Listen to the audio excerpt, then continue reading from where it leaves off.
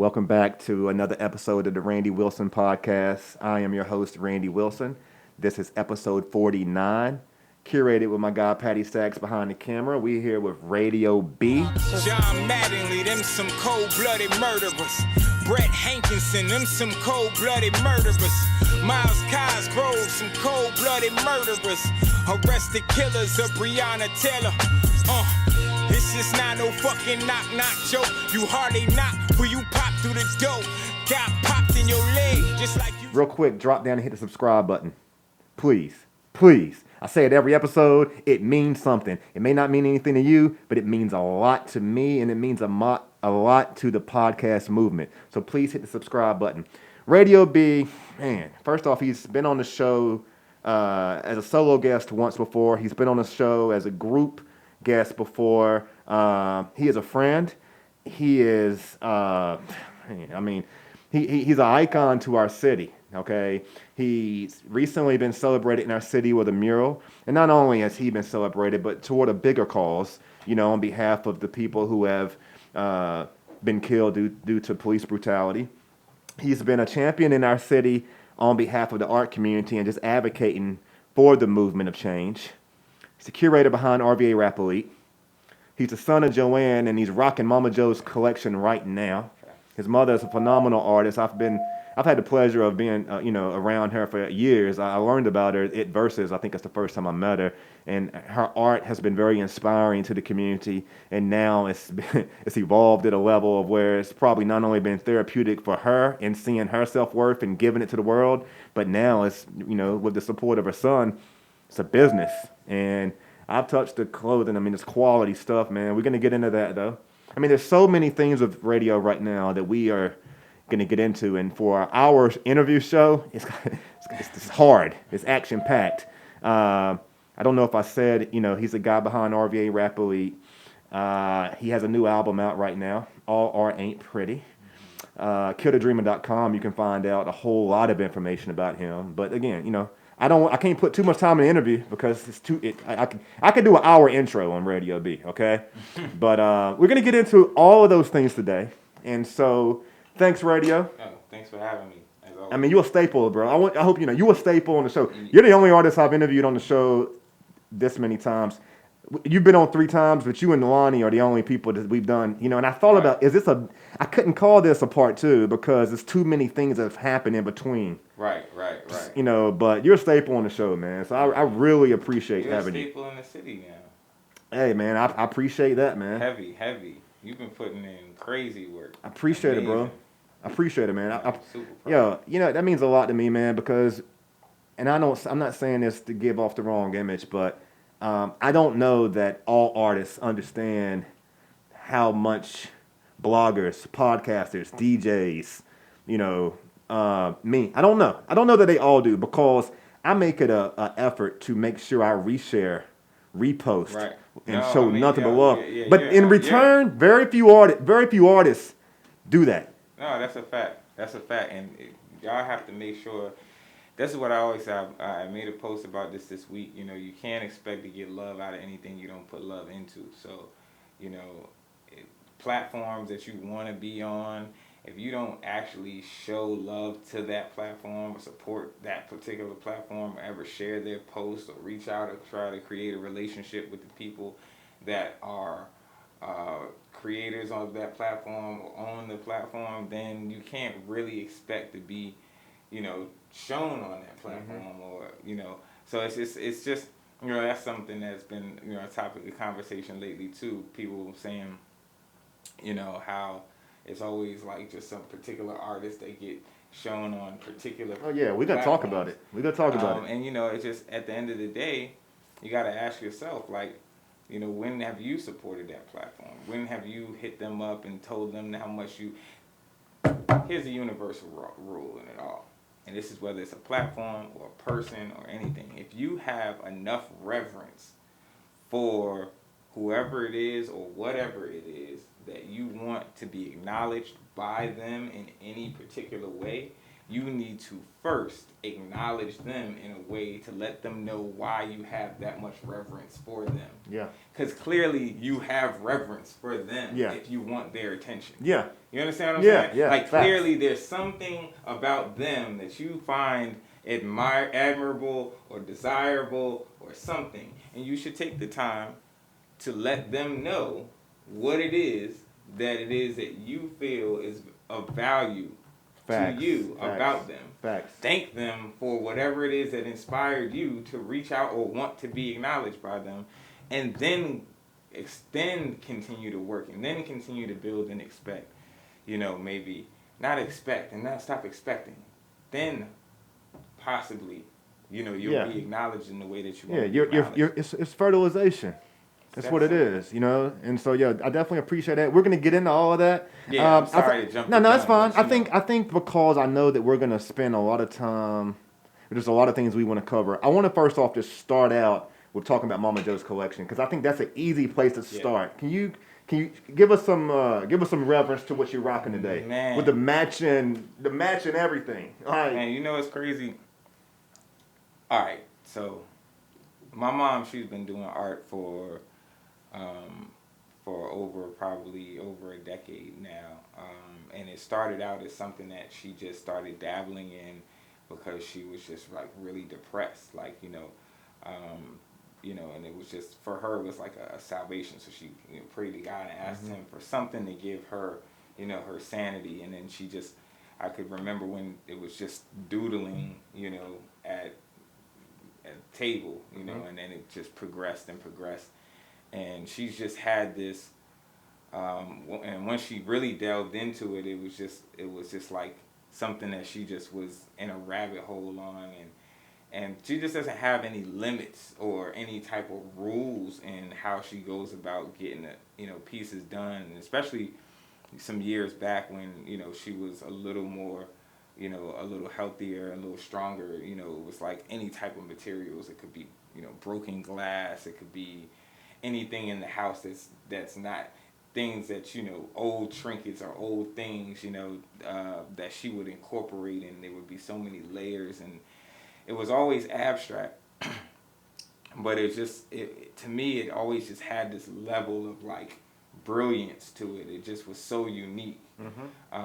Just her ability to layer, how she would arrange colors and just layer different concepts together, and it was just, you see a lot of abstract art, but it's not really that abstract. You know what I'm saying? Like, it's either very minimal or it's still arranged in a certain kind of specific way. You know what I'm saying? I mean, it's vintage looking, man. Like, I can't help but keep looking at it. Like, the more I look at it, the more I see different pieces. Exactly. There's so many different things that you look at a piece and you're like, well, I thought this is what was going on, and then you got this over here, and then it's all telling a story, but you're trying to figure out. It's like it's like a person who's made like, a lot of tattoos. Right. It's like, it may came at different times. It could have, but together collectively, it tells something. And it makes you wonder, like, well, what made them get this tattoo? What made them, put that there, and things like that. Or what point in their life did this happen? And so it's like, that's what all her art does. And for me, I had started dabbling with the manufacturer that we are using now, as far as being able to get samples for, I was like, first it started with a pair of socks. I was like, well, I wonder if I took an image of her art and made a pair of socks, what it would look like. And the socks came out real quality. And then I did a hoodie, but it wasn't quite the way that we do it now, but I saw that there was potential there. And then, so it was like, she was so excited. She was in physical rehab after a surgery when I first did the socks. And I remember I brought the socks to her in the physical rehab, and that, that really, blew her away. Oh yeah, it blew her away, and from then, it was always in the back of my mind to do it. I had no idea that I could do it at the scale that I'm doing it at now. As time went on, the manufacturer developed a little more. They had more products, more options, more things that I could do as far as the design aspect of it. And as we were coming into the album release, if you've heard the album, then you know you know, we have the skits and conversations between myself and my mom about her art, and just trying to encourage her and give her a different perspective, to get out of the negativity that she had around, you know, her ability to do art the way that, you know, she would like to do it. My mom's an abstract artist, but I think she has aspirations to be more of a portrait artist, but not necessarily because that's what's in her, but more so just because she thinks that that's what people think is pretty, or that's what people think is art. You know, she's one of those people that hasn't wanted to call herself an artist, that she just, you know, like she just does it. You know what I'm saying? So I've always looked for different ways to put her in the forefront, you know. Or put her art in the forefront. I respect that. I used to bring her to Versus. She used to sell her art at Versus. And then some years back, I did a show where we did the Whole Foods and Climb performances, but like in the front area, Gallery 5, that whole front area, she had an art showing, and she sold a good amount of art that day. How's your mom doing right now, man? She's doing pretty good, actually. She's, you know... And I ask that because, I mean, you guys have been very public, you know, in regard to, you know, we've known that she's had some health things, and with COVID and everything going on right now, has that contributed any in increasing, has that made life any more difficult? For her, in the sense of, you know, she already didn't get out a lot, you know, and now I have to be even more steadfast on keeping her from being out in the public as much. I'm sure for you as well, though. It's like it's hard. Oh yeah, I mean, it's hard. We had developed this hermit lifestyle over the last couple of years anyway, just because of things that were going on with her health. It just required me to be much more attentive since I lost my job. Not lost, since I left my job to take care of her and to do music. It's like it wasn't imperative for me to be there every single day when I left my job. Right after that, it became imperative as far as how her health went. So, obviously, it was a God-sent move, though. Right. It was meant to be. So it's and bro, you've made it work, man. Because I mean, there's not a lot of artists. I mean, you know, you're in a small group of artists that have been able to creatively figure out how to live out your passion, make it a career, and be sustainable. You know. Yeah, it's been a challenge. Well, more than a challenge. It's been probably the toughest thing I've had to do in my adult life, especially the last probably year and a half. So it got real bleak, you know, as far as like just dealing with the financial aspect of it.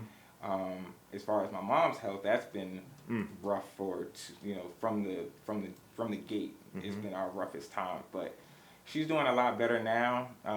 You know, she gets up in the morning. She's not in, you know, unbearable pain or anything like that, and you know, she's able to kind of, you know, go about her day doing her art and just, you know, having more peace. And I think this has definitely given her a huge change in her mood and her daily just energy and just her purpose about going about doing things.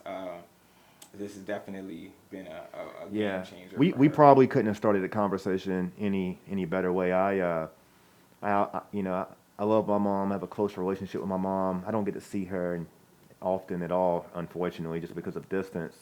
But I mean, moms have a special place in all of our lives, and you have a very obvious, close relationship with your mom. And so I just wanted to start it that way. I'm glad she's going to see this too. Yeah. For those people who want to purchase some of Mama Joe's collection, give them the information. Yes, you can purchase Mama Joe's collection at killedadreamer.com. The first tab is Mama Joe's collection. It's definitely, it's a huge passion project for us. Great, you know, opportunity to give her a legacy and to find out that I have talents that I didn't even know I had, as far as, you know, the design aspect of clothing and fashion, and just sitting down and doing things like designing bathing suits for women and dresses and stuff like that. You know, it's like, for me, it's like... maybe we can see you in RVA Fashion Week sometime. It's crazy. We're going to be doing some things. I just, you know, it's one of those things that I started to treat it like I feel like I finished a dope verse or something, like when I finish like a dress or a sweatshirt or something like that. So, but she, you know, she's doing a lot more art now, and she gets annoyed because I just go and snatch stuff. Like I might grab something midway, like because I see, like it's like I've always seen the brilliance in the art, but now I look at the art differently. Like I look at it as items of clothing. Like no, that's a dress, or no, that's a, you know. So it's been fun. You know what I'm saying, and it's been. The response has been amazing. We got a dope cosign from Dapper Dan, which to me is like the pinnacle of like hip hop street fashion. That's big. Dapper Dan was actually in Richmond. I think it was for Africana. When? I thought so. Maybe I'm wrong. Was he? For some reason, I thought now because I wasn't there, but I thought when I saw something on social media the last time there was an Africana Film Festival. I thought Dapper Dan was here. I may be wrong. And if I am, then I'm sorry that I look stupid. I wish I'd have known that. But I mean, this was before all of this. All of this. I mean, I'm sure because I would have definitely probably caught that. But I mean, I'm saying I think there may be other pieces that contributed to him paying attention to the scene. Man, you know, I hope so. I shot that DM out there like a shot in the dark, and it he definitely. He showed love. What's up, man? He said he loved the concept and the design. So Radio, let's move on here to. I mean, God, there's so many things, Radio. Let's get to the mural. I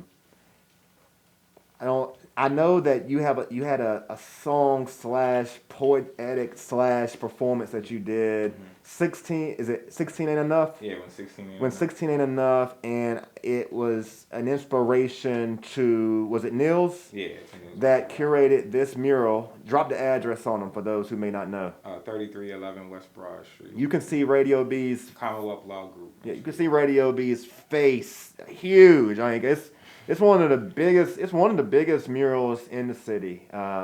And not only that, but it recognizes folks like Breonna Taylor, and there's some other names on it as well. You know, people who have went down due to police brutality. And so, just hey man, I didn't say it to you a long time ago.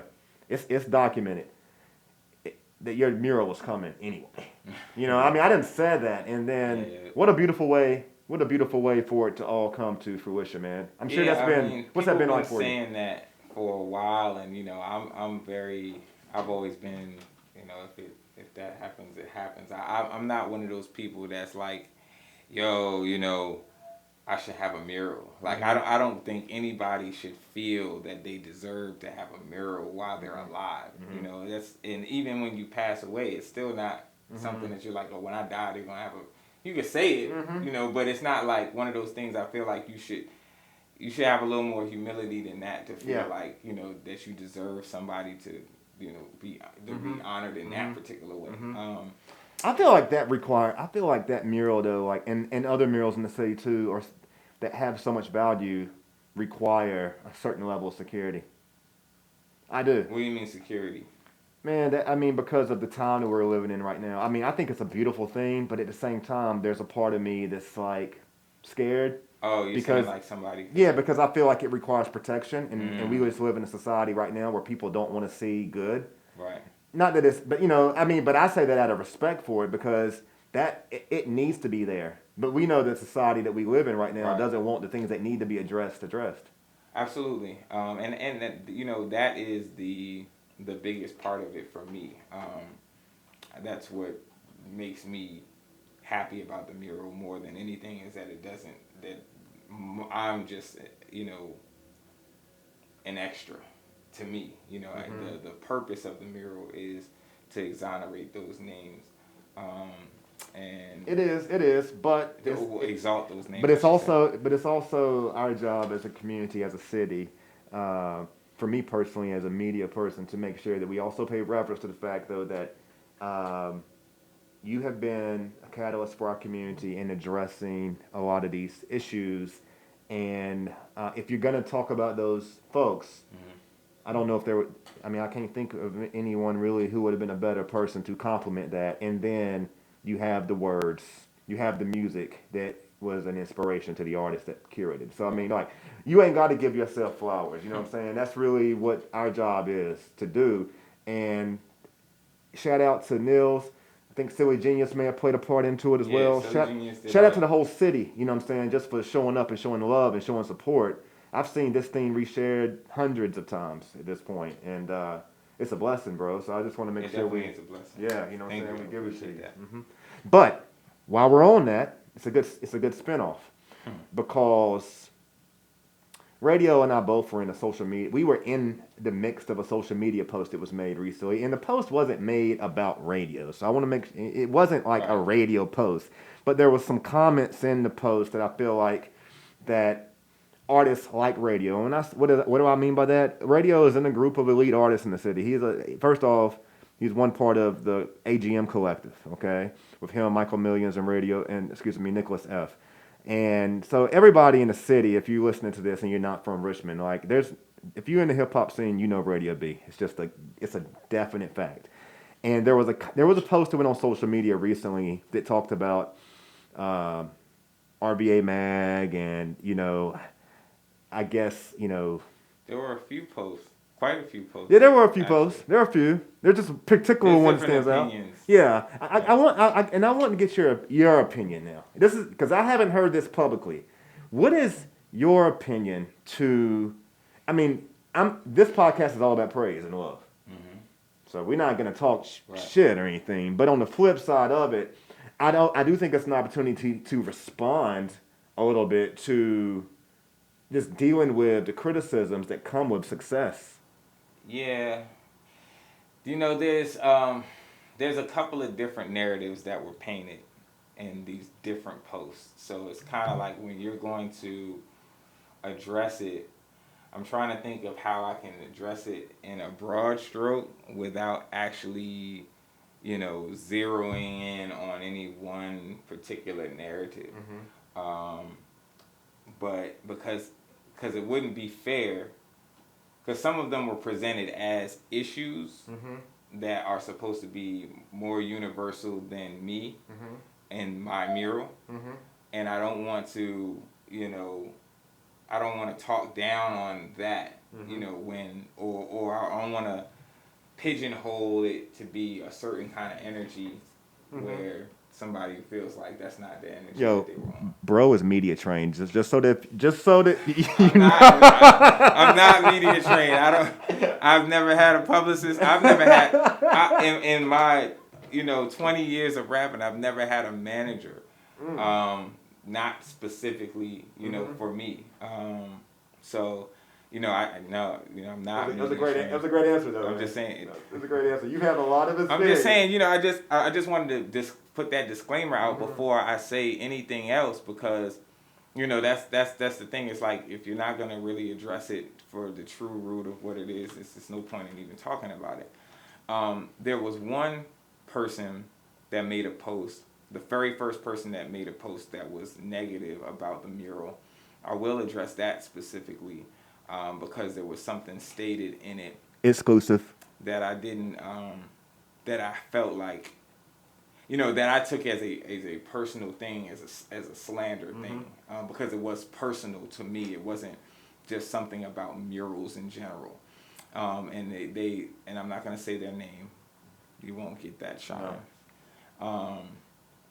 But the statement was that they were infuriated that I was getting a mural because I've never done anything for the Richmond hip hop community except for make money off of other artists.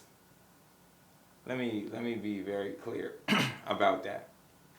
I don't make money off of artists, bro. I don't make money off of artists in any way, shape, form, or fashion.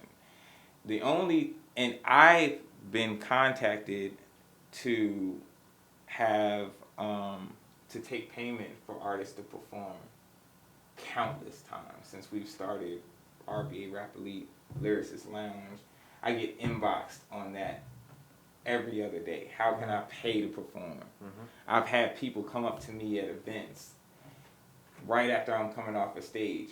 Yo, how can I get on the stage? I'll pay. I have my manager will pay. I've had arguments in the building explaining to them that this is not how this works. Because there is a certain level of integrity that we want to maintain. There's a certain bar or standard that we want to maintain about not only what type of content we have on our stage, but also we look at the live performances and things like that as not rewards, but it's our way of acknowledging other people's work in the city. It's a celebration. It's a celebration of you. Like I see you working, yo, let me book you for this particular date because I see your work. Or you just put out a dope album, let me compliment your album with this performance. Like so, a lot of times I know artists that will want to perform in March, but they don't have a project coming out until May. You know, and I'm like, no, wait until April or May so we can line it up with your project. You know what I'm saying? So, you know, we put a lot of thought into that type of thing. And as far as anything that we've ever taken payment for, the only thing we've ever taken payment for is the open cipher for RVA Rap Elite. Now let's break that down. Yeah, like people don't think shit costs. For one, we're at Enzo Media Firm, who shoots the open cipher, just by coincidence. It ain't free, bro. Yo, can I just jump in on that also? because that's a great point because I'm charging now too for interviews. I don't charge for everything, just like you celebrate. This is a celebration today to have radio be on the show. This is not a fee for service thing. But if I try to entertain every podcast, right? At this point now, right? At this point, if I try to entertain, I can't. Impossible. Because Patty Stacks need a paycheck. Right. You know what I'm saying? Right. So it's like. So I just wanted to, because that is a coincidence, and I feel like it's back to integrity because these guys who here do phenomenal work and have been doing phenomenal work for a long time. But so just to break it down in numbers, just so nobody can say, oh, he just said he didn't make money. No. Let me explain. So documentation wise, you know that I only have ever charged money for the open cipher. So when we were doing the monthly events, the open cipher would be $15. What's door charge? 10. You're gonna pay to get in the door, right? Anyway. That's off rip. Yeah, that's dark room. That has nothing to do with me. So $10 off of the 15. Hey, this is real. This could be real simple math. It's real simple math. I'm breaking it. I'm making it long, but that's maybe because people need, So you got $5 now. $10 off of $15. That leave you with $5. Times now you don't sound look $5 and wait, what do you get? No, that doesn't. Most platforms, when you pay to do something like rap or perform, you just pay to perform. Yeah. Even your $5 is not just for you to get on stage and perform. That's gonna happen. Yeah. You're getting content. You're getting content. We've paid to make sure that you are filmed. And not only are you filmed, that you receive in your email your specific video of you performing. And then of course, if you perform well, we're promoting that on our social media. Of course, it's going to be included in our YouTube channel.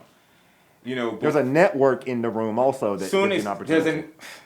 Look, we didn't even get there. Just want to add that. But when you sign up, you go into a group chat with the other MCs so that you can network with them.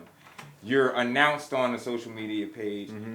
A song of yours, if you have music on all digital platforms, is added to a playlist that we promote. That playlist all the way up into the event. Also, when we were active, we had a draft. The draft included 10 influencers from all the different platforms that everybody says they want to be seen and recognized on. RVA Mag, Power 92, Chiefs Movement Podcast, Randy Wilson Podcast, Synonymous Podcast, Black is the New White Podcast. All of these people are Noah O, these people that everybody is saying is too influential or too whatever. These are the people that were drafting the 30 MCs. And mind you, our max is 30. So you take $5 times 30, that's only $150 that comes into Rap Elite. $150 does not pay to get the open cipher filmed.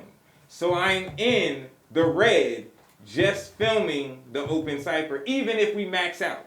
Hey, and I would imagine like Melodic, who DJs the event, probably. I don't know if he just lent in his time, like Hip Hop Henry. Hip Hop Henry is not only a DJ, but also WRIR radio shows, writes for RVA Mag.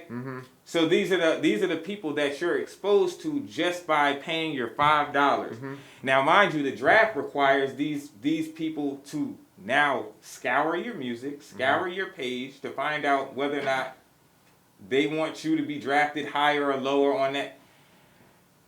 That's a lot. $5. $5. So understand, I can't, and I'm in the red with that every single month. And the champion hoodie, that's probably another $35, $40 for me.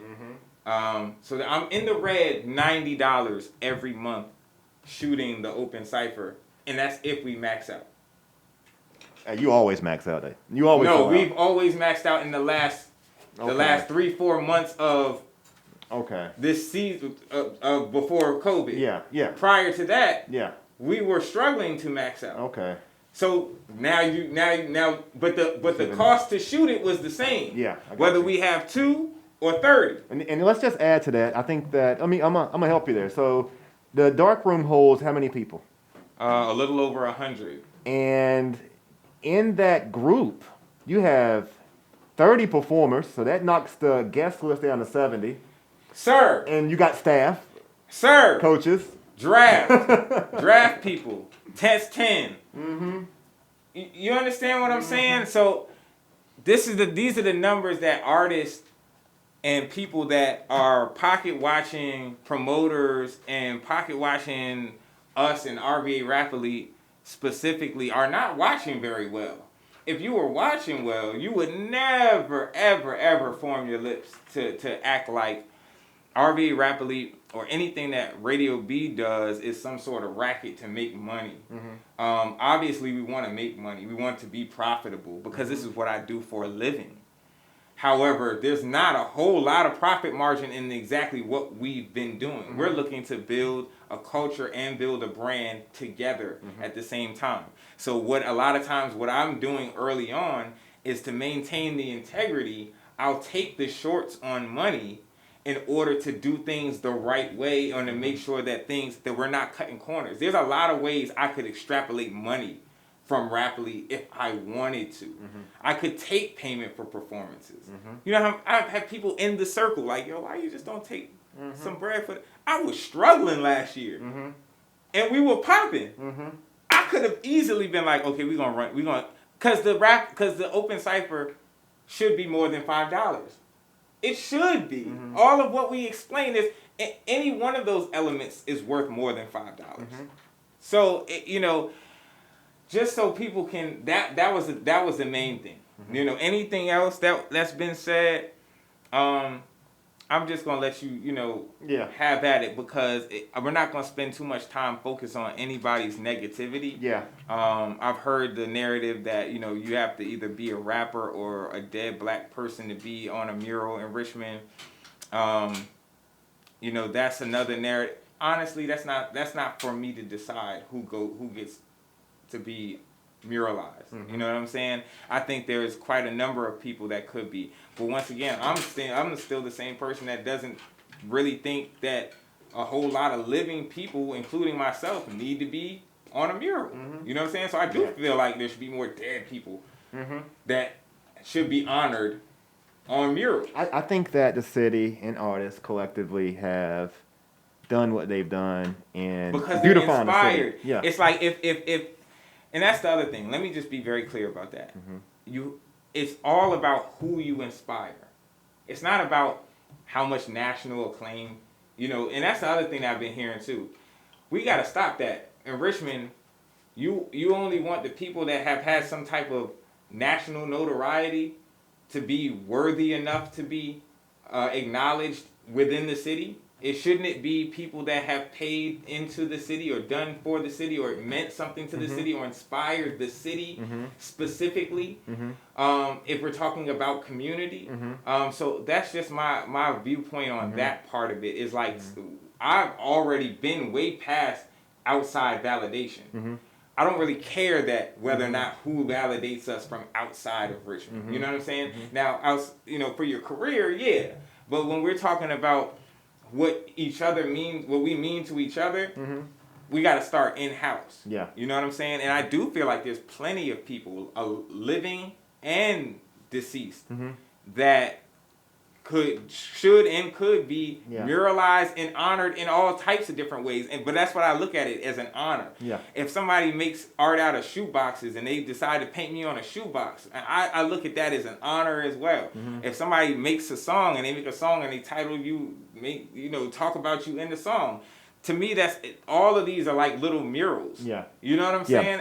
I happen to inspire a person that had a wall. Hey, we gotta be careful. Because we got so much to cover. Time. Yes, we do. We gotta be careful. I want to touch on one more piece here with Rap Elite, and then because we gotta get on All Art Ain't Pretty. And we gotta focus, and we gotta touch on the climate right now of the city. I'm gonna say this about Rap Elite. This is the exclusive. Go ahead. September 27th, we're back on Broad. Y'all heard that? So 9/27. We'll be announcing that. This is the first place that I've said it. I haven't posted it on Rap Elite or anything yet, but we just got the green light yesterday. So we'll be back on Broad September 27th. If you can hold off for a few days, man, we may just cut the clip up and put the clip out. Hey, that'd be great. Yeah, that'd be great. Hey, let me. I do want to spend 2-3 minutes on Rap Elite real quick to ask you a couple questions though. Being the curator behind Rap Elite, do you struggle at all with being a fan in the process?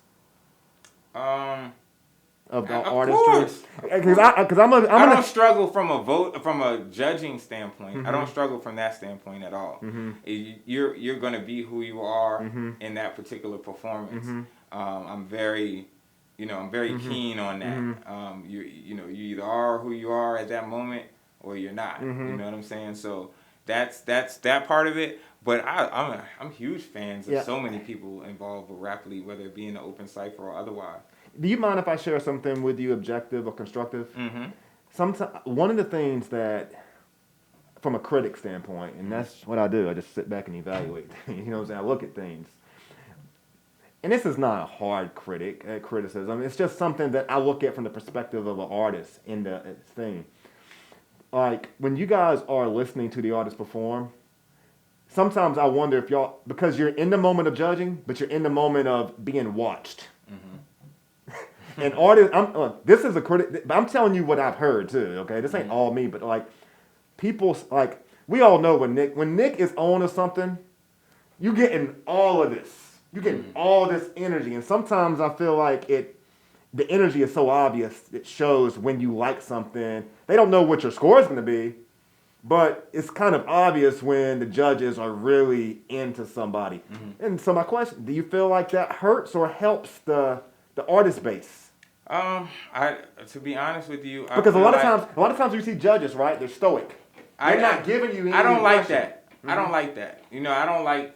Don't be a stoic judge, because to me, if you're doing that, then you're not really moved by what you're seeing. As a judge, if you move me, you move me.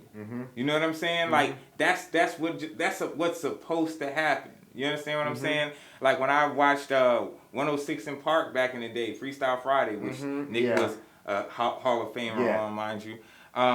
Those judges reacted when something crazy was said or happened. You know what I'm saying? Because that's what's supposed to happen. That adds to the energy that, and it also lets the crowd that may not be as educated to what you're doing as we are know that you're doing something. You know what I'm saying? So a part of it is also training the audience to understand what's happening. Because yes, we're judges because we're technically sound enough to know, like, yo, what these MCs are doing. You know what I'm saying? So I like to be able to be vocal in a way to let people know, like, that was a bar. You know what I'm saying? Because some people in the audience may not quite grasp what's happening in real time. Yeah, I got you. You know what I'm saying? Good answer. I wasn't prepared for what your answer was going to be, and I forgot about 106.5 The Beat. They did. I always was really curious about that, though. I was always curious about that, and I think I'm more curious. What contributed to that curiosity. I'm gonna ask you this question, and we ain't gonna spend too much time on this more, even though I am gonna do a couple name drops. But is Basic gonna lose? And do you think anyone's out there? We ain't gotta drop any names. Do you think someone's gonna knock him down this season? I think he can lose. I don't know that he can lose the MVP this season. Yeah, but I do think he can lose. I think there are some sharks in the water that if they tap in the right way to themselves in their style, that they can win. I've been talking to some artists. I think the door has been left. I think the door was open this time. I think it was too. It's just that in the there was a couple fumbles and things though. In the sudden death, right? Especially in the sudden death. They just didn't didn't kick the door open. Shout out to Bar Pete, man, because he had that out there. Yeah, yes, definitely. I didn't get I wasn't able to be there, but I shout out to Barry Pete for the sound and just for helping us put that thing together. So he's been a huge assistance in a way that he doesn't have to be. So much love to Pete. I want to I got one question that I'm going to tie in a few artists in for Rap Elite, and what I'd like to hear you do is if you can, don't summarize them in any more than 3 words. I just want to drop some names, and if you can kind of give a response to what you see when that artist name comes, like what comes to your mind? What comes to your mind when the name Tone Red comes to the conversation? Confidence. What comes to mind when Vintage comes to conversation? Style. Will Young. Oh. Who's one of my favorites in the whole thing? Polished. This is going to be a great clip. Basic? Determined. I think, he's another one that's super polished. Yeah. But I feel like he's so determined to win. Because I'm wondering if he's ever going to get tired of winning. When every time he steps to the plate, he steps in with such a I'm here. He demands a certain. He creates a certain presence on the stage. He almost demands the room to become absorbed in it. He knows how to step. He knows that he's in unfriendly territory. Oh yeah. And he knows that in order for him to stand out, he has to reach not only into getting your attention, but past the disdain that you might have for him being an outsider that's won so many times. Like he knows that I gotta overcome this. And you can tell that it's like an urgency. So I appreciate that. OZ. Oh man. Consistent. And I mean that not just in raps, but just in his overall approach to the music scene and his craft and just making sure that he is visible and that he is not only visible but is supporting other artists. Could you see yourself doing? I named those artists because I feel like those are the artists that have consistently, and I may have left somebody. And shout out to him for winning the Rap Elite Madness. Yeah.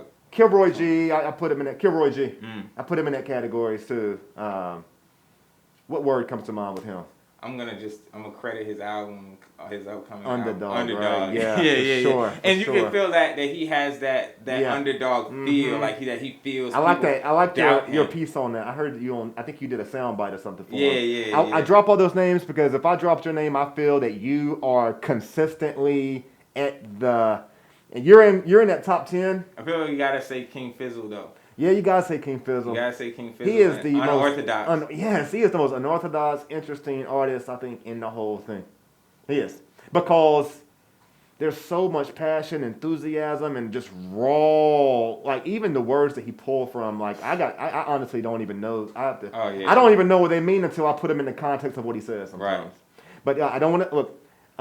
Is there any chance that AGM could pull an artist from Rap Elite someday to try to be a part of the label? Well, you know what, AGM. Was that just family? At the end of the day, it seems like It's really family. like a family thing. We're not a record label. I don't know. I mean, maybe one day we might end up being a record label, but we're not a record label. So, you know, we got people that are in the family that don't technically call themselves AGM, but they might as well be. You know, people like Cole Hicks, like Easy Leo. You know what I'm saying? Even Joey Gallo. You know what I'm saying? Like, so they fall under the late bloomer umbrella, but it's really, you know, it's really AGM and all, you know. So, but you got Purple Republic Music Group. So what's the shout out to Name Brand, because I haven't heard his name, and you know he's obviously AGM. What's the relationship? Then you got what's the relationship AGM and Purple Republic? Purple Republic started out as Michael Millions and Name Brand's imprint for their sound. Okay. And so basically now it's like other artists that, you know, because, you know, Mike is responsible for taking care of everybody's everybody's music. You know, all the quality music. I ain't gonna say all the quality music. Obviously, there's people that are making quality music that are not being mixed and mastered by Michael Williams. Yeah. Please. Have you heard Melodic's project? Oh yeah. Not all of it though. That's special. Oh, he's incredible. He's gonna shock people, I think. Yeah. Oh yeah, he is, man. All right, I will move off that. I thank you for that, man, because I knew this was gonna happen. There's so much stuff here. All Art Ain't Pretty. Let's move into that. All Art Ain't Pretty, the new album. You have said, you've been on record to say you feel like it's your most intimate album. Yeah. My opinion of that is probably, but just because it really shares your perspective strongly on the time, particularly right now. It's still for me so fresh. See, I have you got certain projects that I've sat with for so long, so it's like I still need more time to say where I feel like it fits in the whole catalog personally. Because now I got to say that because when you say it's your most intimate project, I'm still comparing it, to other projects that maybe had something for me. My music is introspective in general. Yeah. I'm very transparent. I'm always talking about pretty much what's going on with me and what's going on in the world around me. But this was a selfless project because you talked about but you also really tested. It was a test to the time, in the moment. Right. So I want to give it up to you for that, man, because it was definitely very well put together. You got a lot of singles on this, in my opinion. I can't wait to see some of the visuals that's going to come from this.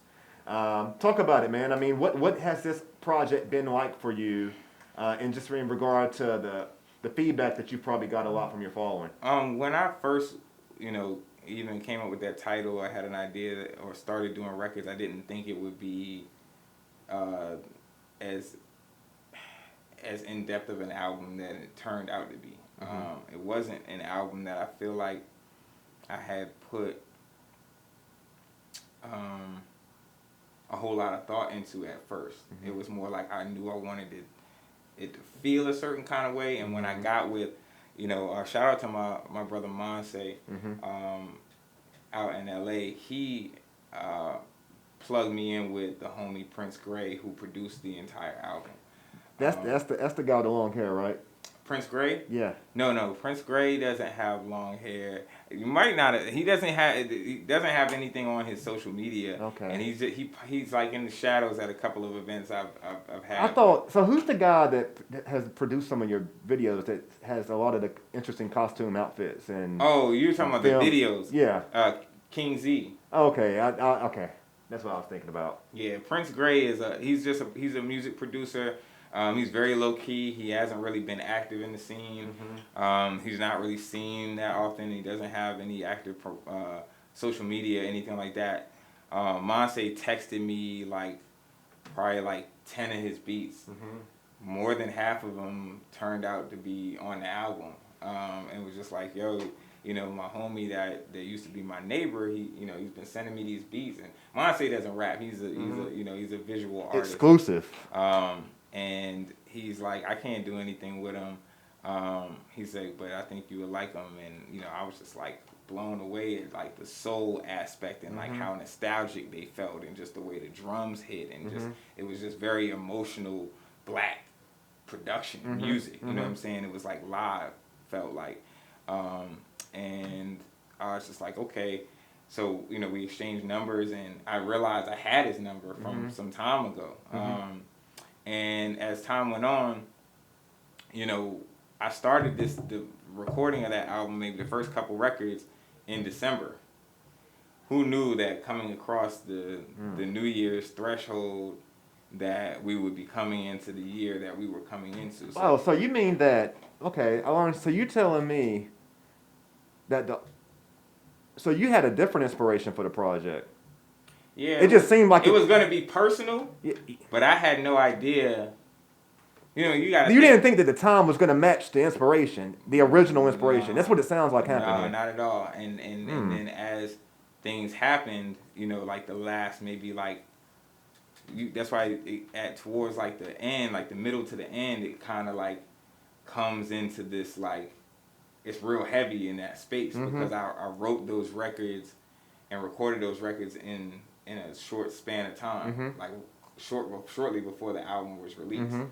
So I had like this top half that felt this way, and then this bottom half that intensified that feeling, but also broadened the scope and the perspective beyond just what I was going through, but what I was going through within this world that we're dealing with. And it spoke to a lot of people because we are going through that. Right, you know, together. as far as like losing my uncle to COVID and telling that whole story, and you know what happened with George Floyd, and then us getting into, you know, this social movement that that we've been thrust into, this revolution that we're thrust into, and just kind of being in the eye of it and telling the story. So you get records like Unity, you get records like Law and Order, Sign of the Times, you know, like this is kind of how the album came together. And then in addition to that, I had also recorded these conversations with my mom, and I knew that a big part of the inspiration of All Art Ain't Pretty was about her, and it was about her journey and her dealing with her struggles with art and her struggles with being confident in her art, and just being able to complete it. And I just was like, you know, I'm having these, those conversations that you hear on the album, I've had them 100 times with my mom. They're almost like daily conversations. So it was like in those moments, I'm just like, you know what? I'm just gonna hit record on this and just, you know, see what happens. So it wasn't something that I learned something from she this. never knew about that until the album was completed. Yeah, this is interesting to me. I didn't know that. I would have not thought that that's how the project came together. I immediately assumed, based off the timing of seeing the cover and embracing and understanding the time, that was solely the inspiration. I didn't know that you started that early. No, you started pre-pandemic. Early, so if you hear like Rumors of War, I did that record, you know, around the time the Rumors of War statue came up. There's Pay Attention, where when I talk about the mayor taking heat, I wasn't talking about what's going on now. I was talking about the developmental project issue. Oh, you talking about with the whole Coliseum stuff. Right, the Coliseum stuff. So that's what I was talking about when I spoke on it in that particular reference. That's the beauty of music. And I'll give you another exclusive. When I did Rumors of War, it was also shortly after Mayor Stoney had been photographed wearing the Richmond Zone crew neck. So in the Rumors of War record, originally I say, put the city on my back, now the mayor rocking Richmond Zone, man, how about that? But if you listen to the album, the mayor is bleeped out. Now, mind you, that was done just simply because I felt like at this particular juncture, I am not gonna endorse you. You know what I'm saying? So I'm not gonna exalt you as if you like I'm holding you up on some type of pedestal that. Yeah, I learned some. I'm learning some. I did not know that, and I've listened to the whole project. And that was like a last minute decision because I would just cringe every time I would hear that. Then I was like, oh nah, like I can't even put you up on this pedestal because you're not delivering on it. And that's no personal shot to him as a person. You know what I'm saying? I've sat in rooms with him and heard his personal story and journey and shared conversations and, was able to deliver that crew neck to him.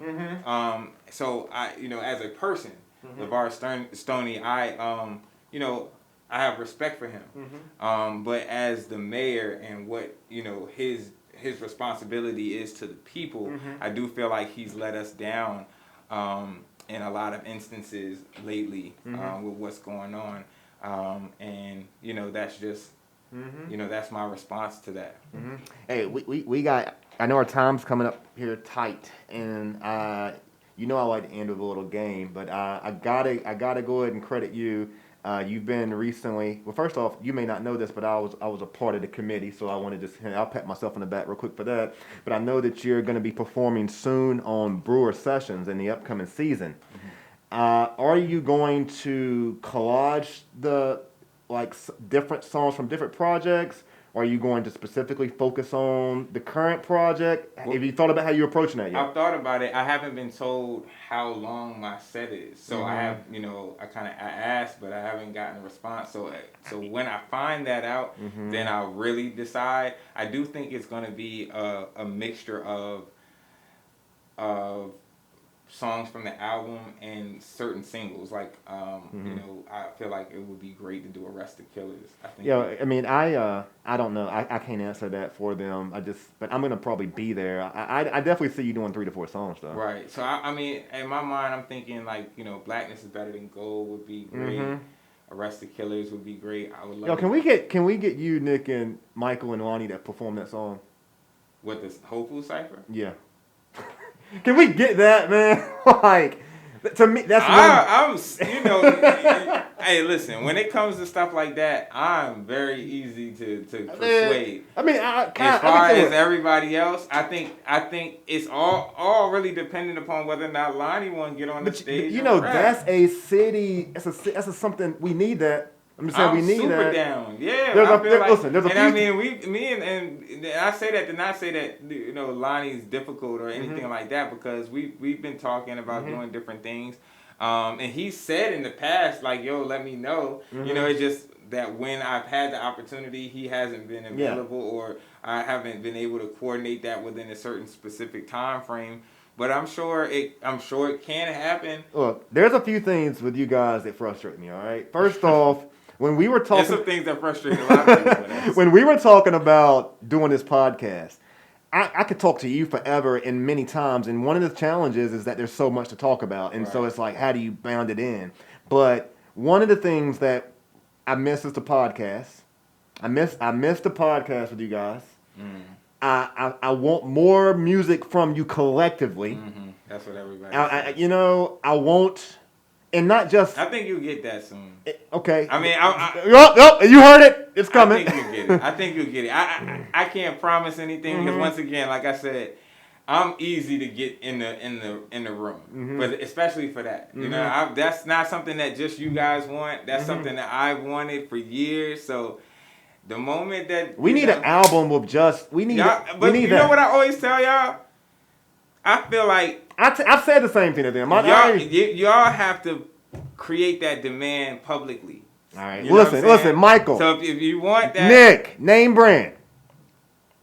And I'm gonna throw Ezio and Cole Hicks into the situation because there's gonna need to be some supplemental features there. Sure. But come on, man. Like, we only got one life to live.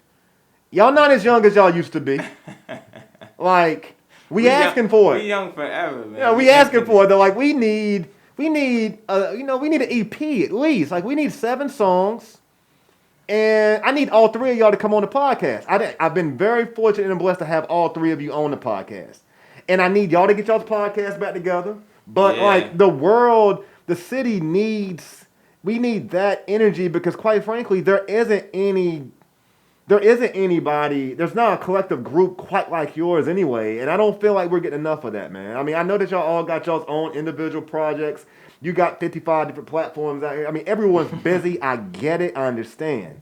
But we need the music. That's all I'm going to say. I'm going to leave it at that. Because when I was talking to radio about doing this show, and I forgot to mention this, when I was talking to radio about doing this show, my initial motivation for wanting to get back together, I mean, like I said, radio's a friend. We can talk. We can do this anytime, man. You know, we don't have to. We can just make it happen. Right. But I really wanted to see Spielberg, West, different guys that's really been involved in the Rap Elite. We got to come back to do a Rap Elite. I really wanted, because, that's really what I wanted to do, because I want to make sure that those guys are also getting their credit and recognition behind the scenes, all right? Spielberg is doing an amazing job. Name brand with the Producers Lounge. Yeah. These are shows. Look, man, and that's another thing that I'll say. The Spielberg's playlist, live playlist every Tuesday should be getting way more support. Yo, first of all, I didn't even know artists. He's mixing. He's mixing. I didn't even know he could do that. He just started that. Listen, y'all, people want their music played. There should be a community that comes together in Richmond once a week to listen to each other's music. You get to submit and get your music played for free in a fashionable way. You know what I'm saying? When I say fashionable way, like he's really putting it, you know, he's making, he's blending, he's doing. Y'all don't want to do that. Y'all want to go to Facebook. And y'all want to talk. Like, you know what I'm saying? And I'll be on Facebook like, yo, at 7 o'clock we'll play anybody's music. Yeah, I know. And literally it's ghost town. Like y'all look, I'm just saying, y'all want to go to Facebook and create that type of content. Anyway, Radio B, episode 49. All art ain't pretty. It's out now in all places where you can find music. It's been a pleasure to have you on the show, sir. Arrest the Killers of Breonna Taylor. Arrest the Killers also available on all digital platforms. So, you know, definitely understand, especially... Oh, another thing about Rap Elite on Broad real quick is that we were able to raise money for Community 50/50. The crowd, you know, we raised about $200 at the event. I was able to match that, so we sent them $400. We'll probably do another different charity or different organization on September 27th. And, you know, it's important that anything that we do in front of the mural has something that we give back to the community. And helps with the movement as a whole. I'm not using the mural as a venue or a place to have people perform in front of my face type of thing. Yeah, it's not for entertainment solely. It's also for engagement. Absolutely. And I always like to reference that. Yo, Randy was on podcast. Make sure you drop there and hit the subscribe button. Follow Radio B. Follow RVA Rap Elite. Follow Ox Wars. Follow Mama Joe's Club. Just follow, support, subscribe, and continue to do your part in helping uplift our community. We out. Peace. Is it business as usual? Do you not feel disgrace? Do you not feel the burden of the lives you take? Do our dead black bodies satisfy y'all hate? It won't no war on drugs, just a war on blacks. Anybody tell you different, that's a war.